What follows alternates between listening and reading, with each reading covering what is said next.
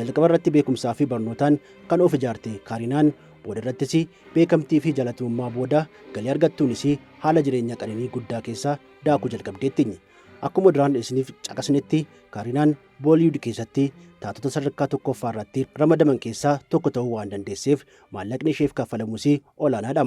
Ragaaleen tokko akka agarsiisanitti Kaarinaan fiilmii tokko waan hojjetteef qofa hanga ruupii Hindii miiliyoona 80 ni kaffalamaaf. Gara maallaqa biyya keenyaatti wayita jijjiiramu immoo birrii miiliyoona 100 fi miiliyoona 25 oliitu fiilmii tokkoof kaffalamaaf jechuu keenyadha. Kaarinaan taatummaan alattisii dabalataan Hindii gurguddoo ta'uun galii olaanaa gara kiisa isheetti gashachaa jirti. Tattaaffii fi beekumsa isheetiin of kan guddistee jaallatamtuu fi kabajamtuun Booliwud kun dhaabbilee ambaasadaraa biraandii taate hojjechaa jirtuuf irraa yoo xiqqaate ruupii Indiyaa miiliyoona 35 yookiin immoo birrii miiliyoona 53 ol ni kaffalamaaf.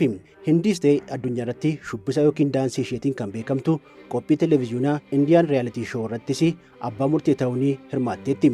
Kaarinaan hirmaannaa ishee kanaafis ruupii miiliyoona 20tu kaffalamaaf.